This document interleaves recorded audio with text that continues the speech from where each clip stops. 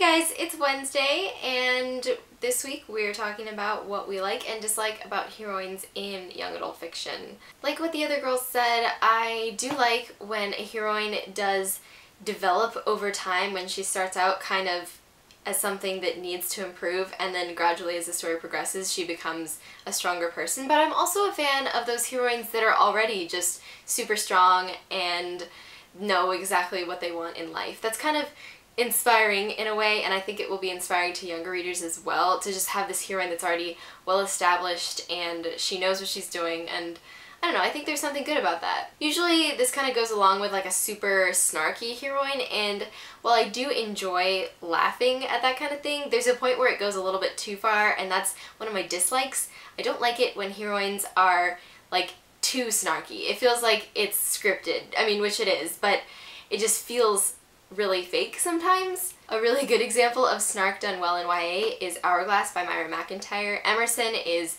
really funny, but she doesn't seem like she's trying too hard. I also hear that Hex Hall by Rachel Hawkins is really good with that, but I still haven't read that book. It's on my list. I'm reading it this month, I promise. Anyway, yeah, so snark is good, but there's a point where it gets a little bit cheesy, and I don't like it to reach that point. So heroines, take note. Don't be too snarky, but be snarky enough to make me laugh, because I like that. Anyway, another thing I really like in my heroines is for them to be smart.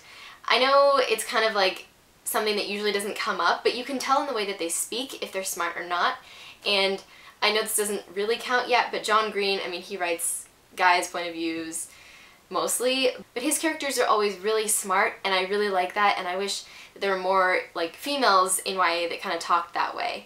And there's a cat that's coming in front of me, and his tail is going to wag in the camera probably, right? Whoop! Right there. Say hi! Say hi! Say hi to the camera! Say hi!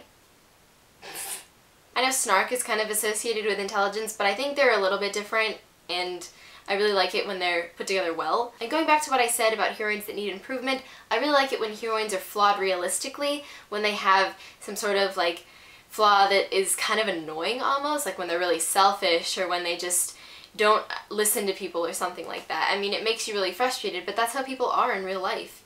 And sometimes that's really interesting to read about because you can see how other characters deal with this character, and if you have the problem yourself, it might help you realize that you're being annoying. So there's that. And I know this is a little weird, but I love reading about heroines or heroes that have mental illnesses. I just think it's really cool. I mean, not cool for them, but just cool to read about because it's so interesting and their minds are so different. I love that. So yeah, my ideal heroine is intelligent, funny, but not cheesy, and she's flawed, but also really easy to look up to. So yeah. Who is your ideal heroine? Leave it in the comments below and I'll check it out. I hope you all had a happy new year. I know I did. I went to the Rose Parade really early on Monday morning, and it was very interesting. It was super crowded, but it was enjoyable, and the riot police came, which was really interesting. But yeah, so that was my New Year's excitement. Let me know what you guys did for New Year's down below, unrelated to the topic at all. Hope you have a great new year, and if you're getting ready to go back to school, good luck, because that's tough. I don't go back until the end of this month, so I feel lucky. Good luck to you. And I will see you all next week.